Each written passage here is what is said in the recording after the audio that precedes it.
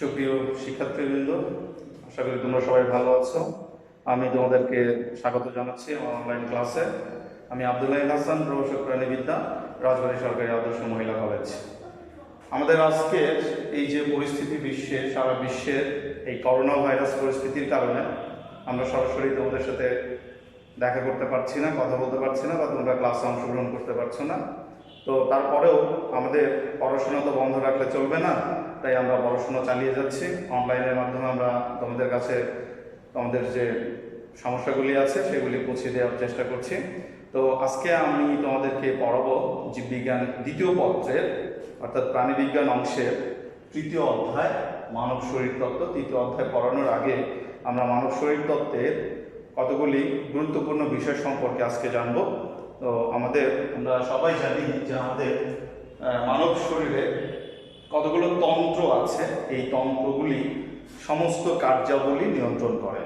যা কিছুই হয় না কেন, আমরা যে খাবার গ্রহণ করি সেই খাবারটা পরিপাক করার জন্য আমরা চোখ দিয়ে দেখি, এই দেখার জন্য আমরা নাক দিয়ে ঘ্রাণ নেই, এই ঘ্রাণ নেওয়ার জন্য আমরা যে শ্বাস প্রশ্বাস নিচ্ছি, এই শ্বাস প্রশ্বাসটা নেওয়ার জন্য, অর্থাৎ প্রত্যেকটা কাজের সাথেই একটা না একটা তন্ত্র জড়িত। এই তন্ত্রগুলিকে আমরা সাধারণত বলে থাকি অর্গান সিস্টেম। তো আজকে আমাদের পার্ট হচ্ছে এই অর্গান সিস্টেম। অর্গান সিস্টেমের মধ্যে আমরা জানি যে অর্গান কাকে বলে।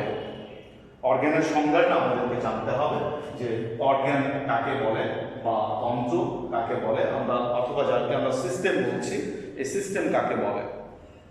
যখন আমরা সাধারণত জানি যে আমাদের মানবদেহ থেকে শুরু করে সমস্ত জীবদেহ কোষ দ্বারা গঠিত, অর্থাৎ জীবদেহের গঠনগত এবং কার্যিক একক, অর্থাৎ যে ক্ষুদ্র ক্ষুদ্র একক দ্বারা এই পরিপূর্ণ জীবদেহ, অর্থাৎ আমি যদি আমার দেহটাকে ধরি অথবা একটা বাইরের একটা গাছকে যদি আমি ধরি, তাহলে এই গাছ বা প্রাণী বা উদ্ভিদের সমস্ত শরীর সবচেয়ে ছোট যে একক দ্বারা গঠিত, সেই ছোট্ট এককের নাম হচ্ছে কোষ বা সেল, আমরা যেটা ইংলিশে বলে থাকি সেল। তো এই সেল বা কোষ যখন একসাথে একটা জায়গায় অবস্থান করে একই ধরনের কাজ সম্পাদন করে, তখন সেটাকে আমরা বলে থাকি টিস্যু বা টিস্যু সিস্টেম হবে। যখন টিস্যু হবে, টিস্যুর বাংলা হচ্ছে কলা। আমরা এটা সবাই জানি যে অনেকগুলি কোষ যখন একই জায়গায় অবস্থান করে একই ধরনের কার্যাবলী সম্পাদন করে, তখন ওই কোষগুচ্ছকে আমরা টিস্যু বা কলা বলে থাকি। যখন এই টিস্যু বা কলাগুলি একটা সুনির্দিষ্ট অবস্থানে থেকে অনেকগুলি টিস্যু বা অনেকগুলি কলা একত্রে একটা সিস্টেম গঠন করে এবং একটা স্পেসিফিক একটা নির্ধারিত দায়িত্ব পালন করে, তখন ওই নির্ধারিত দায়িত্ব পালনকারী যে সমস্ত টিস্যু বা কলাসমূহ থাকে, এই টিস্যু বা কলাসমূহকে আমরা একত্রে তন্ত্র বা সিস্টেম বলে থাকি। তখন সে একটা আলাদা একটা অর্গান তৈরি করে। এই অর্গানের মধ্যে আমরা বিভিন্ন ধরনের অর্গান বা তন্ত্র পেয়ে থাকি। এই তন্ত্রগুলি সাধারণত মানবদেহে 12 ধরনের তন্ত্র রয়েছে। 12 ধরনের তন্ত্র রয়েছে আমাদের মানবদেহে। তো আমরা সাধারণভাবে এই তন্ত্রগুলিকে একটু চেনে আসি। কি কি নামে এই তন্ত্রগুলিকে আমরা ডেকে থাকি?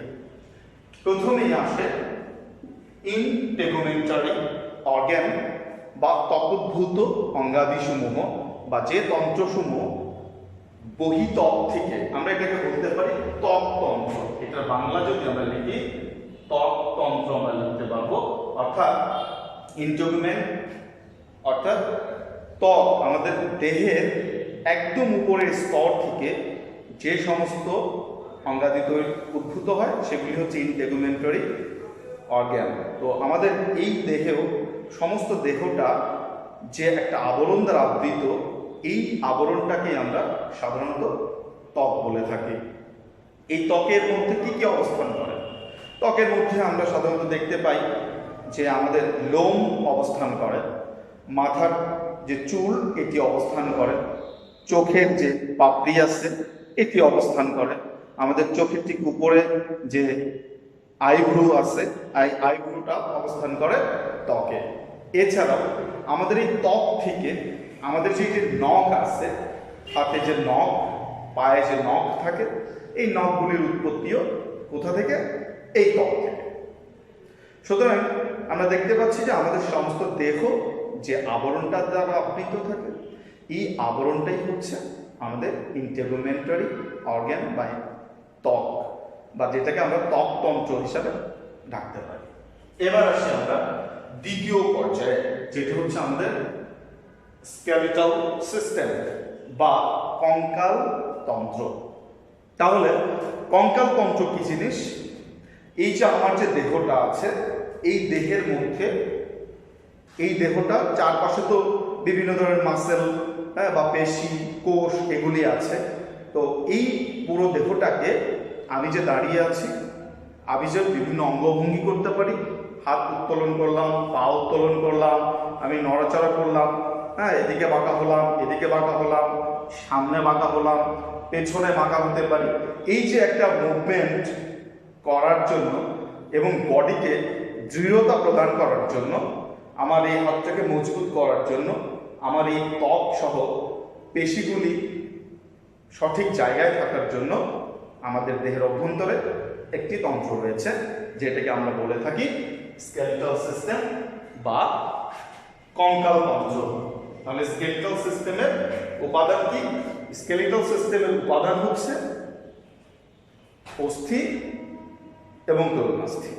সাধারণভাবে আমাদের দেহের মধ্যে 206খানা অস্থি আছে। এই অস্থি এবং তরুণাস্থি নিয়েই আমাদের কঙ্কালতন্ত্র গঠিত। কঙ্কালতন্ত্রের পুরো অংশটা আমাদের মাথা থেকে শুরু করে, মাথার যে খুলিটা আছে ক্রেনিয়াম, এই মাথার খুলি বা ক্রেনিয়াম থেকে শুরু করে একদম পায়ের আঙ্গুল পর্যন্ত আমাদের মাসলগুলিকে সঠিক জায়গায় ধরে রেখেছে এই কঙ্কালতন্ত্র বা স্কেলিটাল সিস্টেম, বা আমাদের যে অস্থিসমূহ আছে, তরুণাস্থিসমূহ আছে, এগুলি ধরে রেখেছেন। তাহলে অস্থি এবং তরুণাস্থি এই জিনিস মিলে আমাদের গঠিত হচ্ছে স্কেলিটাল সিস্টেম বা কঙ্কালতন্ত্র। এবার আমরা আসি মাসকুলার সিস্টেম বা পেশিতন্ত্র। মাসকুলার সিস্টেম বা পেশিতন্ত্র, আমাদের যে মাসেলগুলি আমরা সাধারণত বলি, যে কোষগুলি আমাদের দেহ গঠন করেছে বাইরে থেকে, আমরা দেখতে পাচ্ছি। আমি এখানে যদি এভাবে হাতটা ফুলাই, তাহলে এই যে আমার এখানে পেশিটা ফুলে উঠল, এটাই হচ্ছে মাসেল। আবার আমার পায়ের পেছনটা যদি আমি দেখি, এই যে আমার এই অংশটা, এখানে কিন্তু কি আছে? এই মাসেল আছে। তাহলে এটা হচ্ছে মাসকুলার সিস্টেম বা আমাদের পেশিতন্ত্র। এবার আসি হচ্ছে ডাইজেস্টিভ সিস্টেম বা পরিপাক তন্ত্র। তাহলে পরিপাক তন্ত্র, আমরা এই যে মুখমণ্ডল বা মুখ গহ্বরের যে ছিদ্রটা, এই ছিদ্র দিয়ে, অর্থাৎ যেখানে আমাদের দুইটা ঠোঁট আছে, এই ঠোঁটের এই জায়গাটা দিয়ে আমরা বিভিন্ন ধরনের খাবার গ্রহণ করে থাকি, খেয়ে থাকি। এই খাবারগুলি কেমন থাকে? কোনটা আমাদের মানে সহজে হজম হতে সাহায্য করে, এরকম খাবার আমরা খেয়ে খাই। আবার কোনটা আছে যেগুলি আমাদেরকে হজমের উপযোগী করতে হয়। তো এই যে খাবারগুলি আমরা খাই না কেন, তরল হোক, কঠিন খাবার হোক, যেটাই আমরা গ্রহণ করি না কেন, এই গৃহীত খাদ্যবস্তু যে তন্ত্রের মাধ্যমে পরিপাক হয়ে, অর্থাৎ ভেঙে বা বিশ্লিষ্ট হয়ে ক্ষুদ্র ক্ষুদ্র অংশে পরিণত হয়ে দেহে শোষণ উপযোগী করব, অর্থাৎ দেহ যেটাকে গ্রহণ করতে পারে। এখন আমি যদি একটা মাছ খাই, এই এত বড় একটা মাছ তো আমার শরীর এটা শোষণ করতে পারবে না। তাহলে আমার শরীর কি করবে? এই মাছটাকে বিভিন্ন পর্যায়ে পরিপাক করে এটা থেকে যে খাদ্য উপাদান, এই খাদ্য উপাদান সমূহ এগুলি গ্রহণ করবে, এগুলি শোষণ করবে। তো খাদ্য উপাদানগুলি আমরা সাধারণত জানি, যেটা হচ্ছে প্রোটিন বা আমিষ, কার্বোহাইড্রেটস বা শর্করা, মিনারেলস বা খনিজ, ভিটামিনস বা খাদ্যপ্রাণ, ওয়াটার, ফ্যাট তো এই সমস্ত খাদ্য উপাদানে খাদ্যগুলি যখন বিশ্লিষ্ট হয়ে যায় সেটা আমাদের বডি শোষণ করতে পারে। তাহলে ডাইজেস্টিভ সিস্টেম বা পরিপাক তন্ত্রের কাজ হচ্ছে গৃহীত খাদ্যবস্তু পরিপাক করে দেহের শোষণ উপযোগী করে তোলা। তাহলে এটা শুরু হয় কোথা থেকে? শুরু হয় মুখমণ্ডল থেকে, শেষ হয় হচ্ছে পায়ুসূত্র পর্যন্ত, যেটা আমাদের বডি শোষণ করতে পারে না বা শোষণ অনুপযোগী থেকে যায় সেটা আমাদের রেসিডিউ বা মল হিসাবে বের হয়ে যায়, যেটা অতিরিক্ত, ওইটা আমার বডিতে কোনো কাজ করে না। এরপর আমরা আসি হচ্ছে ব্লাড ভাস্কুলার সিস্টেম বা রক্ত সংবহন তন্ত্র। রক্ত মানবদের একটি গুরুত্বপূর্ণ উপাদান, এতে কোনো সন্দেহ নেই। নিঃসন্দেহে রক্ত হচ্ছে খুবই গুরুত্বপূর্ণ একটা উপাদান, কারণ এই রক্তের মাধ্যমেই সমস্ত শরীরে গৃহীত খাদ্যবস্তু, খাদ্য কণা বা খাদ্যের যে উপাদানসমূহ আমরা বললাম, এই উপাদানসমূহ কোষ থেকে কোষ অভ্যন্তরে, অর্থাৎ প্রত্যেকটা স্পেসিফিক কোষের মধ্যে প্রয়োজনীয় পুষ্টি উপাদান, প্রয়োজনীয় পানি, প্রয়োজনীয় vitamins, minerals, proteins, fats, carbohydrates, এগুলি কে নিয়ে যায়? পুষে দেয় কে? পুষে দেয় হচ্ছে রক্ত। রক্ত যেহেতু খাদ্যবস্তু পুছে দেয় এবং তার অবস্থা হচ্ছে তরল, রক্ত হচ্ছে একটা তরল মাধ্যম, এই রক্তের পরিবহনের জন্য আমাদের সমস্ত শরীরে জালের মতো অসংখ্য নালী রয়েছে। এই নালীগুলিকে সহকারে রক্ত নালী এবং এই রক্তকে পাম্প করার জন্য, সারা দেহে ছড়িয়ে দেওয়ার জন্য আরেকটি অঙ্গ আছে, সেটা আমরা সবাই জানি, সেটা হচ্ছে কিডনি, হৃৎপিণ্ড। হৃৎপিণ্ড আমাদের রক্তকে পাম্প করে সারা দেহে ছড়িয়ে দেয়। তাহলে হৃৎপিণ্ড সহকারে বা হার্ট সহ সমস্ত রক্তনালী মিলেই হচ্ছে আমাদের এই ব্লাড ভাস্কুলার সিস্টেম বা রক্ত সংবহন তন্ত্র। এবার আসি আমাদের লিম্ফেটিক সিস্টেম বা লসিকা তন্ত্র। রক্তের মতোই আরেকটা উপাদান হচ্ছে লিম্ফ বা লসিকা। হ্যাঁ, লসিকার কালার অবশ্য রক্তের মতো লাল নয়, লসিকার রং হচ্ছে দুধের মতো সাদা। এই লসিকা আমাদের সমস্ত দেহের মধ্যে বিভিন্ন জায়গায় নালীতে অবস্থান করে। রক্তনালিকা বাদেও আমাদের শরীরে আরো এক ধরনের নালিকা আছে, এটাও জালের মতো বিস্তৃত, এটাকে বলা হয় লিম্ফেটিক টিউব বা লসিকা নালী।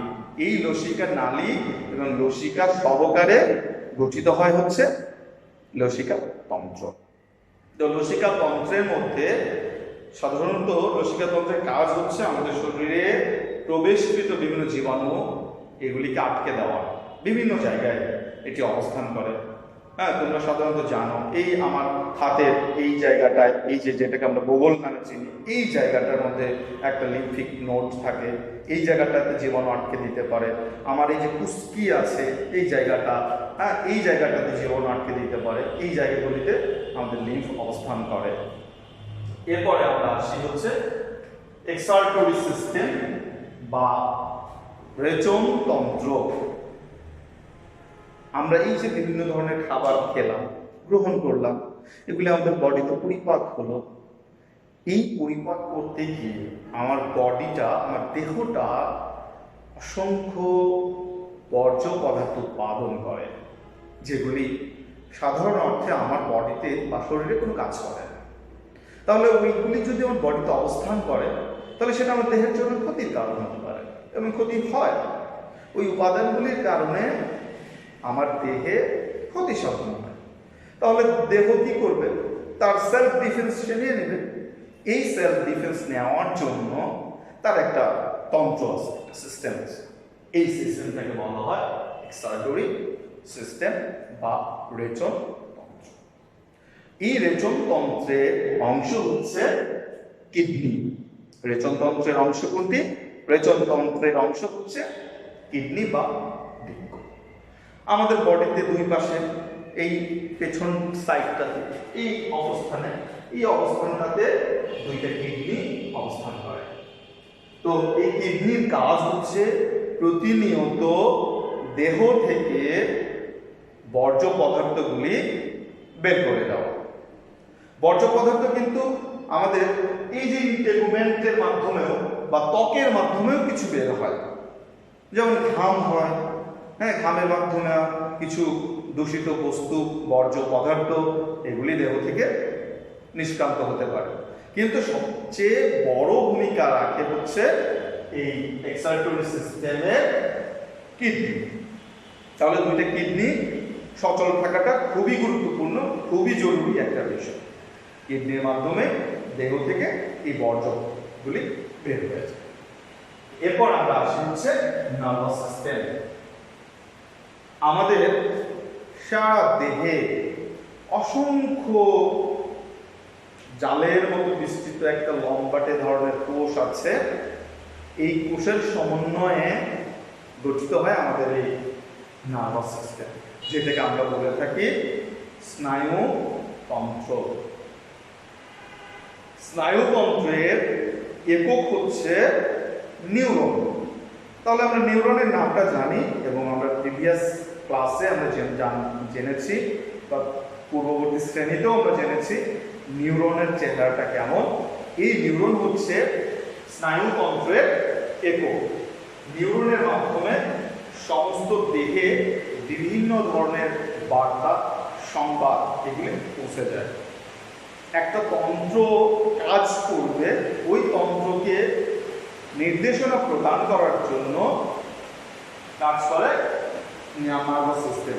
এবং এই নার্ভাস সিস্টেমের অংশ শুরু হয় আমাদের এই যে মস্তিষ্ক যেখানে অবস্থান করে ব্রেন, এই খুলির মধ্যে, এই ক্রেনিয়ামের মধ্যে, অর্থাৎ আমরা যেটাকে মাথা বলে থাকি সাধারণত, এইটার মাঝখানে অবস্থান করে এই নার্ভাস সিস্টেমের মূল অংশটা। এই জায়গাটাতে 12 জোড়া নার্ভ আছে। এই নার্ভগুলি এখান থেকে উৎপন্ন হয়ে এই পেছন দিয়ে এই জায়গাটা দিয়ে বের হয়ে যায়। এই জায়গাটার অংশটার নাম হচ্ছে সুষুম্না কাণ্ড। এবং এটি ধীরে ধীরে আমাদের যে মেরুদণ্ডটা আছে, এই মেরুদণ্ডের ভেতর দিয়ে বিভিন্ন অঙ্গে শাখা প্রশাখায় বিভক্ত হয়ে যায়।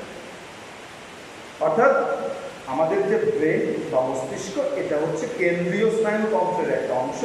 মূল কাজটা করে থাকে এই ভেতরের যে অংশটুকু রয়েছে, এই অংশটুকু। এই অংশটুকুর নামটা কি?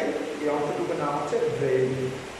ব্রেন, সুষুম্না কাণ্ড এবং পরবর্তী যে নার্ভাস সিস্টেমের যে শাখা প্রশাখা, এইগুলি যেটা নিউরন দিয়ে গঠিত, এই অংশ নিয়ে আমাদের এই নার্ভাস সিস্টেম গঠিত। এবার আসি আমাদের সেন্সরি সিস্টেম বা সেন্সরি অর্গান। সেন্সরি অর্গান কয়েকটা অংশে বিভক্ত। আমরা সাধারণত জানি আমাদের 5টি সেন্সরি অংশ আছে। সংবেদী অঙ্গ আমরা যেটাকে বলে থাকি সংবেদী অঙ্গ। এই সংবেদী অঙ্গের মধ্যে কি কি আছে? চোখ, কান, জিহ্বা, ত্বক, এগুলিকে আমরা সাধারণত বলে থাকি সংবেদী অঙ্গ। জিহ্বা, চোখ, কান, নাক, এই যে অঙ্গগুলি, এই অঙ্গগুলি মিলেই আমাদের এই সেন্সরি অর্গান বা সেন্সরি সিস্টেমটা গঠিত। তো সেন্সরি অর্গান, এই সেন্সরি অর্গানের কাজ যেহেতু এটা অনেকগুলি অংশে বিভক্ত, তাহলে কতগুলি আলাদা আলাদা ফাংশন আছে। অঙ্গগুলি যেমন কান, এটা একটা অংশ। তাহলে কান দিয়ে আমরা কি করি? কান দিয়ে আমরা শব্দ শুনি। এই যে আমি কথা বলছি, এটা একটা যন্ত্রের মাধ্যমে রেকর্ড হয়ে তোমরা আবার শুনতে পাচ্ছ। তাহলে আমি এখান থেকে সাউন্ডটা ক্রিয়েট করেছি, এই সাউন্ডটা তোমার কর্ণের মাঝখানে গিয়ে, কর্ণের বিভিন্ন অংশে গিয়ে এই জায়গাটাতে সে কম্পনের মাধ্যমে একটা তরঙ্গ তৈরি করে। এই তরঙ্গের কারণেই তুমি সেটা শুনতে পাচ্ছ, এবং এটা গ্রহণ করে এই তরঙ্গের তথ্যসমূহ মূল স্নায়ুতন্ত্র অর্থাৎ কেন্দ্রীয় স্নায়ুতন্ত্র মস্তিষ্ক এই জায়গাটাতে কে পৌঁছে দিচ্ছে? আমার যে কর্ণের যে অংশসমূহ, কর্ণের যে অঙ্গ এটি। তাহলে কর্ণ একটা সেন্সরি অর্গ্যান। আরেকটা সেন্সরি অর্গ্যান হচ্ছে আমাদের চোখ, আই। চোখের মাধ্যমে আমরা দেখতে পারি বিভিন্ন বস্তু, আমরা দেখে থাকি চোখের মাধ্যমে। এই বাইরের দৃশ্য দেখতে পারি আমরা, সব কিছু অর্থাৎ দেখার যাবতীয় কাজ আমাদের চোখ দ্বারা সংগঠিত হয়। তাহলে চোখ হচ্ছে আমাদের আর একটা সেন্সরি অর্গ্যান বা সংবেদী অঙ্গ, সংবেদী তন্ত্র। এছাড়া আমাদের আছে জিহ্বা। এই যে জিহ্বা, প্রত্যেকেরই মাশাআল্লাহ একটা করে জিহ্বা আছে। তো এই জিহ্বা এটি আমাদের স্বাদ নিতে সাহায্য করে। আমরা বিভিন্ন ধরনের খাবারের স্বাদ গ্রহণ করতে পারি এই জিহ্বা দিয়ে। জিহ্বা একটা সেন্সরি অর্গ্যানের অংশ। এই যে নাসিকা বা নাক, নোজ, এটা দিয়ে আমরা ঘ্রাণ গ্রহণ করতে পারি। বিভিন্ন বস্তুর ঘ্রাণ, ফুলের ঘ্রাণ নিতে পারি, সুন্দর সেন্ট হোক, দুর্গন্ধ হোক, হ্যাঁ, এটা কোনো পচা কোনো বস্তুর গন্ধ হোক, হ্যাঁ, কোনো ভালো বস্তুর গন্ধ হোক, খাবারের গন্ধ হোক, এটি আমরা গ্রহণ করতে পারি। কিসের মাধ্যমে? এই অঙ্গটা ব্যবহার করে। এটাকে বলা হয় একটা সেন্সরি অর্গ্যান। সে এই ঘ্রাণটাকে গ্রহণ করে কেন্দ্রীয় স্নায়ুতন্ত্রে পাঠিয়ে দেয়। এই জায়গাটাতে আমাদের একটা নার্ভ আছে, স্পেসিফিক নার্ভ, যে এই ঘ্রাণ গ্রহণের কাজটা করে থাকে, সে এই কাজটা করে থাকে। তাহলে আমাদের কেন্দ্রীয় স্নায়ুতন্ত্র আর সেন্সরি অর্গ্যান সমূহ সমন্বয় করে কাজ করে। যদিও প্রত্যেকটা অর্গ্যান, প্রত্যেকটা সিস্টেমই একে অপরের সাথে সমন্বয় সাধন করে।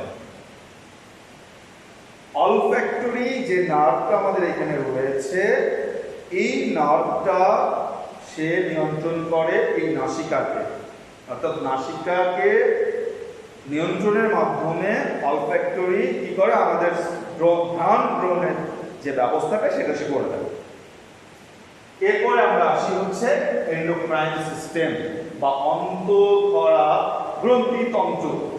অন্তঃক্ষরা গ্রন্থিতন্ত্র বা এন্ডোক্রাইন সিস্টেম। এন্ডোক্রাইন, অন্তঃক্ষরা।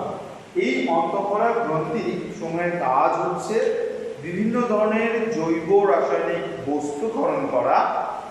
এই বস্তুসমূহ আমাদের শরীরের বিভিন্ন ধরনের বিপাকীয় কার্যাবলী নিয়ন্ত্রণ করে। বিভিন্ন ধরনের বিপাকীয় কার্যাবলী নিয়ন্ত্রণ করে। বিভিন্ন ধরনের রাসায়নিক বিক্রিয়া দ্রুত ঘটানো বা সেটা ধীরে ঘটানো, এই কাজটা করে থাকে। সমস্ত জৈবিক ক্রিয়াকলাপ নিয়ন্ত্রণ করে এই এন্ডোক্রাইন সিস্টেম। আমরা সাধারণত সবাই একটা রোগের সাথে খুব পরিচিত, সেটি হচ্ছে ডায়াবেটিস রোগ। তো ডায়াবেটিস রোগটা কেন হয়? ডায়াবেটিস রোগটা হয় মানব শরীরে যদি একটা স্পেসিফিক হরমোনের উৎপাদনজনিত জটিলতা তৈরি হয়, অথবা ওই হরমোনটা উৎপাদিত হচ্ছে কিন্তু যদি সে শর্করা ভাঙতে বা কার্বোহাইড্রেট ভাঙতে বা চিনি ভাঙতে যদি অক্ষম হয়, তাহলে সেই সময়ে যে রোগটা হয় তার নাম হচ্ছে ডায়াবেটিক বা বহুমূত্র রোগ। এই রোগটার সাথে অতি পরিচিত একটি হরমোন হচ্ছে ইনসুলিন। এই ইনসুলিনটা ক্ষরণ হয় আমাদের দেহের একটি অন্তঃক্ষরা গ্রন্থি থেকে, সেটা হচ্ছে কি প্যানক্রিয়াস বা অগ্নাশয়। এই অগ্নাশয় থেকে ইনসুলিন নামক হরমোন ক্ষরিত হয়।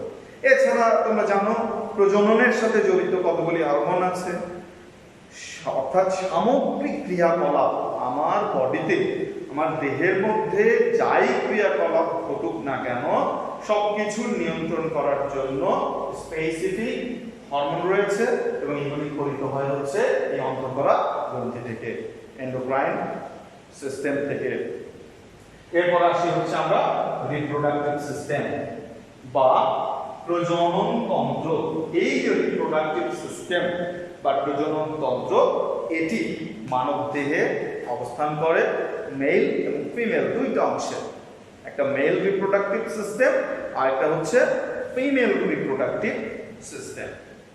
এই মেল এবং ফিমেল রিপ্রোডাক্টিভ সিস্টেমের অংশের মধ্যে রয়েছে শুক্রাণু, ডিম্বাণু, এছাড়া বিভিন্ন ধরনের আনুষঙ্গিক কিছু অঙ্গ এবং কিছু হরমোন।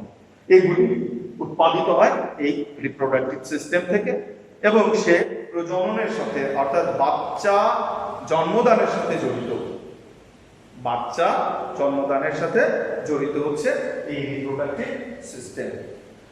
এছাড়া সে আরো মেজর একটি কাজ করে, প্রজনন তন্ত্রের ক্রিয়াকলাপ সঠিকভাবে পরিচালনা করার জন্য যে জনন কোষ প্রয়োজন, এই জনন কোষ উৎপাদন করা হচ্ছে এই রিপ্রোডাক্টিভ সিস্টেমের কাজ। তাহলে রিপ্রোডাক্টিভ সিস্টেম সন্তান জন্ম দেয়, অর্থাৎ প্রাণীর জন্মদানের জন্য অতি গুরুত্বপূর্ণ একটা অঙ্গ হচ্ছে এই রিপ্রোডাক্টিভ সিস্টেম। যদিও প্রাণী জগতে শুধুমাত্র যে যৌন জনন হয়ে থাকে এমনটা নয়, অযৌন জনন হতে পারে, অঙ্গজ জনন হতে পারে। তবে সাধারণত উন্নত প্রাণীসমূহ যারা, বিশেষ করে যেমন প্রাইমেট যারা, অর্থাৎ মানুষ, হ্যাঁ, তারপরে আমাদের চারপাশে যে গৃহপালিত জীবজন্তুগুলি আছে, পাখিগুলি আছে, এরকম উন্নত প্রাণী যারা আছে, রেপটাইলস অর্থাৎ যারা সরীসৃপ, এদের থেকে শুরু করে অ্যাম্ফিবিয়ান, উভচর, এই সমস্ত প্রাণী যারা আছে তাদের অবশ্যই রিপ্রোডাক্টিভ সিস্টেম থাকবে এবং তারা এই রিপ্রোডাক্টিভ সিস্টেমকে কাজে লাগিয়ে তারা সন্তান উৎপাদন করতে পারে, সন্তান প্রসব করতে পারে। তো মোটামুটি ভাবে আমরা চিনে ফেললাম আমাদের এই যে 12টি তন্ত্র সাধারণত আমাদের মানব দেহে রয়েছে। এই 12টি তন্ত্র সম্পর্কে আমরা একটা সম্যক ধারণা পেলাম। এবার আমি একটু আসি হচ্ছে এই তন্ত্রগুলির আমি কয়েকটা ছবি সিস্টেম আমি তোমাদেরকে একটু দেখাবো, যে তোমরা একটু পরিচিত হও এগুলির চেহারা আসলে কেমন। যদিও আমি যদি প্রথম থেকেই একটা করে বলতাম আর একটা করে ছবি দেখাতাম সেটা হলো সবচেয়ে ভালো ছিল, কিন্তু আমি এখন তোমাদেরকে দেখাচ্ছি। আমরা ইন্টারমিডিয়েট স্টক যদি আমরা দেখতে চাই তাহলে আমি এখানে দেখাচ্ছি তোমাদের। এই যে জানি না তোমরা কতটুকু দেখতে পারবা, এই জায়গাটা আমাদের এই যে ছবিটা রয়েছে এটি হচ্ছে ত্বকের ছবি। এটাকে সেকশন করে এখানে দেখানো হয়েছে। এগুলি হচ্ছে এই যে লোম, হ্যাঁ, এটা লোম, আর এই সেলগুলি রয়েছে বিভিন্ন ধরনের সেল এখানে রয়েছে। তো এটা হচ্ছে আমাদের ত্বক, যেটা ইন্টেগুমেন্ট, এটা আমরা ত্বক দেখতে পেলাম। এরপরে আমি আসি হচ্ছে মাসেল নিয়ে। আমাদের যে মাস্কুলার সিস্টেমটা আছে, যে মাসেল সিস্টেম আছে, এটা হচ্ছে মাসেল সিস্টেম। তোমরা একটু খেয়াল করো, এখানে খেয়াল করলে তোমরা দেখতে পাবা যে এখানে দেখা যাচ্ছে আমাদের পুরো দেহের মধ্যে যে মাসেলগুলি আছে বিভিন্ন জায়গায়, একদম মুখমণ্ডল থেকে শুরু করে হাতে আমাদের দুইটা ঊর্ধ্ব অঙ্গের যে অংশ, হাত, পায়ে, সারা বডিতে, সারা দেহের মধ্যে এই যে পায়ের এই জায়গাটাতে দেখাচ্ছে, এইগুলি হচ্ছে আমাদের মাসেল এবং মাস্কুলার সিস্টেম। এই মাস্কুলার সিস্টেম একটা আলাদা একটা তন্ত্র, যেটা আমরা এখানে দেখতে পাচ্ছি, ছবিটা আমরা দেখলাম, এটা হচ্ছে মাস্কুলার সিস্টেম এখানে দেখানো হয়েছে। এবার আমরা আসি আমাদের পরিপাক তন্ত্র নিয়ে, যেটাকে ডাইজেস্টিভ সিস্টেম আমরা বলছি। এটা হচ্ছে পরিপাক তন্ত্র। তোমরা একটু খেয়াল করে দেখো, আমাদের পরিপাক তন্ত্রের সাথে সম্পর্কিত সবকিছু এখানে দেখানো হয়েছে, বিভিন্ন অঙ্গাদি। আমরা যদিও পরবর্তী ক্লাসগুলিতে আমরা একটা ডিটেইল করব। তোমরা জানো যে তোমাদের জীববিজ্ঞানের দ্বিতীয় পত্র অংশে, অর্থাৎ প্রাণীবিজ্ঞান অংশের তৃতীয় অধ্যায় থেকে 10ম অধ্যায় পর্যন্ত মানব শরীর তত্ত্ব আলোচনা করা হয়েছে। এর প্রত্যেকটা ধাপে ধাপে বিভিন্ন অধ্যায়ে আমরা এই সমস্ত তন্ত্র সম্পর্কে আমরা জানতে পারবো। এটা হচ্ছে আমাদের ডাইজেস্টিভ সিস্টেম। এটা আমরা যদি হিউম্যান বডিটাকে অর্ধেক কেটে ফেলি তাহলে ভেতরের দৃশ্যটা এরকম দেখা যাবে। এবার এখানে আমরা এটাকে যদি বের করে নিয়ে আসি তাহলে এখান থেকে আমরা দেখতে পাচ্ছি এই জায়গাটাতে স্টোমাক আছে আমাদের, এবং কিছু সাহায্যকারী পরিপাকের কিছু সাহায্যকারী অঙ্গসমূহ আছে, সেগুলো এখানে দেখানো হয়েছে। যেমন যকৃৎ যদিও সরাসরি সে ডাইজেস্টিভ সিস্টেমের কোনো অংশ নয়, এটা একটা সাহায্যকারী অংশ, অর্থাৎ পরিপাক তন্ত্রের সে একটা সাহায্যকারী অংশ। এরপরে এখান থেকে আছে এই যে আমি যেটা বলেছিলাম প্যানক্রিয়াস, যেখান থেকে ইনসুলিন উৎপন্ন হয়, এটা হচ্ছে সেই প্যানক্রিয়াসটা তোমরা দেখতে পাচ্ছ। তো এটা হলো আমাদের এই যে পরিপাক নালীটা চলে আসছে, এটা শেষ হয়েছে কোথায়? এই যে রেকটাম মলাশয়ের মাধ্যমে এই জায়গাটাতে অ্যানাস বায়ুপথে এখানে শেষ হয়েছে। এটা আরো কিছু সাহায্যকারী অংশ আছে যেগুলি আমাদের এই যে জিহ্বা আছে, এইটা হলো জিহ্বা। হ্যাঁ, কিছু যে দাঁত আমরা দেখতে পাচ্ছি, আমাদের মুখমণ্ডলের মধ্যে দাঁত আছে, দন্ত আছে। এই টিথগুলি বিভিন্ন 4 ধরনের টিথ আমরা সাধারণত জানি আমাদের মানব শরীরে থেকে থাকে মুখমণ্ডলের মধ্যে। এই 4 ধরনের টিথই কিন্তু এখানে দেখানো হয়েছে। এই জায়গাটাতে 4 ধরনের দাঁত আছে। তো এটা হলো আমাদের ডাইজেস্টিভ সিস্টেম বা পরিপাক তন্ত্র। হ্যাঁ, পরিপাক তন্ত্র আমরা দেখলাম। এরপরে আমরা আসি হচ্ছে ব্লাড সার্কুলেশন সিস্টেম দেখবো আমরা। হ্যাঁ, এই যে মানব শরীরে রক্ত কিভাবে পরিবাহিত হয় এবং রক্তের সাথে যে সম্পর্কিত যে অঙ্গ আমাদের রয়েছে সেটার ছবি তোমরা এখানে দেখতে পাচ্ছ। যে সমস্ত শরীরে এখানে আমরা দেখানো হয়েছে জালের মতো বিস্তৃত। হ্যাঁ, একটা লাল দেখা যাচ্ছে রং আর একটা নীল রং দেখা যাচ্ছে। তো এই যে লাল রংটা দিয়ে আমরা এটাকে আমরা ধমনী বলছি, আর এটাকে আমরা শিরা বলছি। কারণ হচ্ছে তোমরা জানো যে ধমনী এবং শিরা দুই ধরনের রক্ত পরিবহন করে থাকে। ধমনী সাধারণত অক্সিজেন যুক্ত রক্ত বহন করে থাকে। কি করে? অক্সিজেন যুক্ত রক্ত বহন করে থাকে। আর শিরার কাজ হচ্ছে সমস্ত দেহ থেকে অক্সিজেন বিহীন বা কার্বন ডাই অক্সাইড যুক্ত রক্ত, বা যেটাকে আমরা বলছি দূষিত রক্ত, এই দূষিত রক্ত সে বহন করে সে কোথায় নিয়ে আসে? হার্টে নিয়ে আসে। এবং এটার সাথে যদিও আরেকটা অঙ্গ জড়িত, এখানে ফুসফুস অতপ্রতভাবে জড়িত রক্তের এই ক্রিয়াকলাপ পরিচালনার জন্য। অর্থাৎ আমি বলেছি যে তোমাদেরকে মানবদেহের প্রত্যেকটা তন্ত্রই আরেকটি তন্ত্রের সাথে সম্পর্কিত, কেউ পরোক্ষভাবে কেউ প্রত্যক্ষভাবে।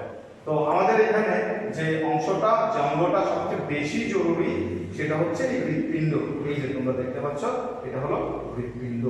এই হৃৎপিণ্ডের মাধ্যমেই রক্ত পাম্প হয়ে সারা দেহে ছড়িয়ে পড়ে। তো এবার আমরা আসি আমাদের রেসপিরেটরি সিস্টেম। এই যে আমি তোমাদের বলেছি যে আমাদের ফুসফুস, হ্যাঁ, রেসপিরেটরি সিস্টেম। এই যে তোমরা শুনেছ বর্তমানে যে নভেল করোনা ভাইরাস অর্থাৎ কোভিড-19 যে সমস্যাটা উদ্ভূত হয়েছে, যে রোগটা আমরা দেখতে পাচ্ছি, এটার একটা বড় ধরনের ইফেক্ট পড়ে হচ্ছে আমাদের এই সিস্টেমটার উপরে। অর্থাৎ এই শ্বাস প্রশ্বাস নেওয়ার জন্য যে রেসপিরেশন সিস্টেমটা আছে, এই রেসপিরেটরি সিস্টেমটা এটার উপরে নভেল করোনা ভাইরাসের অ্যাটাকটা হয় এবং একটা পর্যায়ে শ্বাসকষ্ট শুরু হয়। হ্যাঁ, জ্বর তো থাকেই, জ্বরের সাথে এটা হচ্ছে সবচেয়ে বড় লক্ষণ। এছাড়া কোভিড-19 এর আরেকটি লক্ষণ হচ্ছে ঘ্রাণ না পাওয়া। হ্যাঁ, সেটাও আমরা যে সেন্সরি অর্গানের দুর্বলতা। হ্যাঁ, তাহলে এই যে মারাত্মক একটা সময় যাচ্ছে আমাদের, এই সময়ে এই নভেল করোনা ভাইরাস ঘটিত রোগের যে প্রভাবটা এটা পড়ে থাকে হচ্ছে আমাদের এই জায়গাটা। এটার নামটা কি? এটা হচ্ছে রেসপিরেটরি সিস্টেম। এবং এই অঙ্গ হচ্ছে ফুসফুস। এর দুইটা অংশ থাকে, ডান অংশ বাম অংশ। একটা ডান অংশ আর একটা হচ্ছে বাম অংশ। তাহলে এটা হলো আমাদের রেসপিরেটরি সিস্টেম। এবার আমরা আসি হচ্ছে যেটা আমরা এক্সালটরি সিস্টেম। হ্যাঁ, কিসের আমরা এক্সালটরি সিস্টেম বা এই যে কিডনি যে অংশটা, রেচন তন্ত্র। এই যে আমরা এখানে দেখাচ্ছি মানব শরীরের ভেতরে এই যে দুইটা কিডনি, এই কিডনি দুইটা চেহারাটা অনেকটা সিমের বিচির মতো। সিম যে সবজিটা আমরা খেয়ে থাকি, এটার ভিতরে যে বিচিটা হয়, এই বিনের বিচি বা সিমের বিচির মতো আকৃতি। হ্যাঁ, এটা আমরা দেখতে পাচ্ছি যে দুইটা কিডনি আমাদের থাকে। এই কিডনিটাকে কেটে এখানে সেকশন করা হয়েছে, হ্যাঁ, লম্বচ্ছেদ করা হয়েছে। লম্বচ্ছেদের একটা ছবি তোমরা দেখতে পাচ্ছ, দুই পার্ট হ্যাঁ এখানে দেখানো হচ্ছে।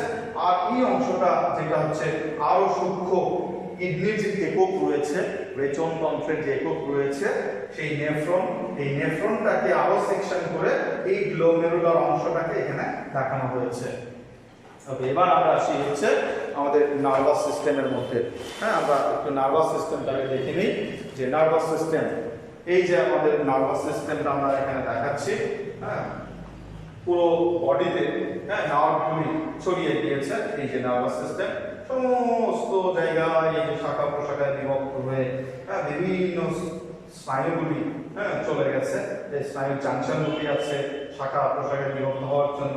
আর এটা হলো যে আমাদের মস্তিষ্ক অংশ। এই যে আমাদের ব্রেইনটাকে আমরা দেখতে পাচ্ছি, এই অংশটুকু হচ্ছে আমাদের কেন্দ্রীয় স্নায়ুতন্ত্র বা বেস অফ ব্রেইন। আমাদের এই অংশটা হচ্ছে কেন্দ্রীয় স্নায়ুতন্ত্র। হ্যাঁ, এখান থেকে বাকি সমস্ত স্নায়ুগুলি উৎপন্ন হয় এবং দেহের বিভিন্ন অংশে চলে করে। হাতের মধ্যে গেছে, পায়ের মধ্যে গেছে, চোখে গেছে, মুখে গেছে, চোয়ালে গেছে, হ্যাঁ মস্তিষ্কের অংশে গেছে। অর্থাৎ সমস্ত জায়গাতেই এই নার্ভগুলি পৌঁছে গেছে। এটাকে আমরা বলছি নার্ভাস সিস্টেম। হ্যাঁ, নার্ভাস সিস্টেম সমস্ত ক্রিয়াকলাপ নিয়ন্ত্রণ করে। এরপরে আসি আমরা সেন্সরি অর্গান। আমরা শুনেছি এই যে আমাদের এই সেন্সরি অর্গানটা ছিল, এখানে আমরা একটু খেয়াল করি। হ্যাঁ, আমি বলেছিলাম যে সেন্সরি অর্গানের অংশগুলো কি কি। সেন্সরি অর্গানের অংশ হচ্ছে চোখ, কান, নাক, জিহ্বা, ত্বক। তার একটা অংশ হলো ত্বক। প্রথমে দেখেছিলাম ত্বক যদিও এই যে ইন্টেগুমেন্টের অংশ। হ্যাঁ, ত্বক হচ্ছে কি এই ইন্টেগুমেন্টের অংশ, ত্বক এখানের অংশ, এবং ত্বক হচ্ছে এই আমাদের সেন্সরি অর্গানের অংশ। কার অংশ? এই সেন্সরি অর্গানের অংশ। ওকে, তাহলে আমরা একটু দেখি। আর এছাড়াও আমাদের আছে কান। এখানে আমি ছবি আমরা দেখতে পাচ্ছি, এটা একটা কানের ছবি। হ্যাঁ, হিউম্যান ইয়ারের ছবি। কানের বিভিন্ন অংশ এখানে দেখানো হয়েছে এই ছবিটাতে। এটা পুরো লম্বচ্ছেদ দেখানো হয়েছে। এরপরে এটা হলো যে বাইরের অংশটা, কানের বহি অংশটা, যেটা আমরা সাধারণত পিনা নামে জেনে থাকি, বাইরের অংশটা। এরপরে ভেতরের অংশটা এখানে দেখানো হয়েছে, তিনটা অংশে ভাগ করে এখানে পুরো দেখানো হয়েছে। কানের মধ্যে তিনটি অস্থি আছে, এই অস্থি তিনটি এখানে দেখানো হয়েছে। এই তিনটা অস্থি, হ্যাঁ আমরা জানি যে মানব শরীরের সবচেয়ে ক্ষুদ্রতম অস্থি, যেটির নাম হচ্ছে স্টেপিস। কি নাম? এটির নাম হচ্ছে স্টেপিস। এই স্টেপিস অস্থিটা কিন্তু এই কর্ণের মধ্যে থাকে। হ্যাঁ, কর্ণের মধ্যে থাকে। তাহলে আমরা কিভাবে শুনে থাকি, হ্যাঁ তার পুরো প্রক্রিয়াটা, প্রসেসটা এখানে দেওয়া আছে।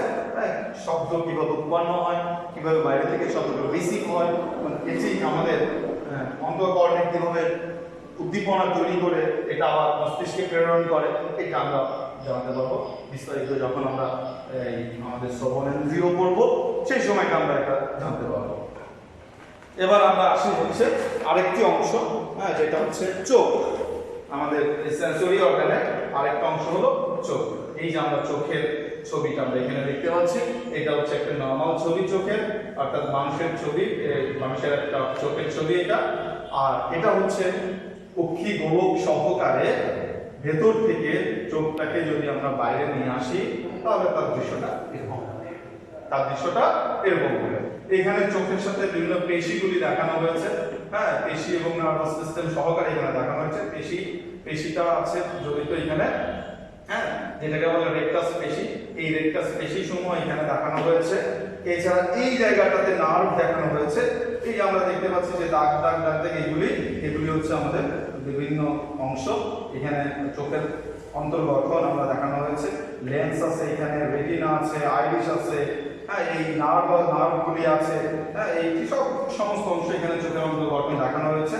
এবং এই জায়গাটায় দেখানো হয়েছে আমরা কিভাবে দুইটা চোখ ব্যবহার করে আমরা দেখতে পাই, কিভাবে দুইটা চোখ ব্যবহার করে আমরা বাইরের দৃশ্যগুলি দেখতে পাই তার একটা প্রসেস এখানে দেখানো হয়েছে। তো তাহলে সুপ্রিয় শিক্ষার্থী বন্ধুরা, তোমরা এখানে অনেক কিছু দেখতে পেয়েছো, জানতে পারলে আমাদের যে সিস্টেমগুলি রয়েছে, মানবদেহের যে সিস্টেমগুলি 12টি তন্ত্র রয়েছে, এই 12টি তন্ত্র সম্পর্কে তোমরা জানলে। আমরা পরবর্তী ক্লাসে পরিপাক থেকে শুরু করব, অর্থাৎ আমাদের সিলেবাসভুক্ত যে কয়েকটি তন্ত্র আমাদের পড়তে হবে সেই তন্ত্রের একটা অংশ হচ্ছে ডাইজেস্টিভ সিস্টেম। পরবর্তী ক্লাসে আমরা এই ডাইজেস্টিভ সিস্টেম থেকে শুরু করব। হ্যাঁ, এছাড়াও তন্ত্র আছে ধারাবাহিকভাবে। তো আজকে এ পর্যন্তই, তোমাদেরকে ধন্যবাদ। তোমরা সবাই স্বাস্থ্যবিধি মেনে চলবা, যথাসময়ে যথা নিয়মে হাত ধোবা এবং ঘরে অবস্থান করবা। বাইরে বের হলে অবশ্যই মাস্ক পরিধান করবে, এটা অবশ্যই জরুরি। এই নভেল করোনা ভাইরাস কোভিড-19 প্রতিরোধে আমরা সবাই সচেতন হই। সবাইকে আবারও ধন্যবাদ।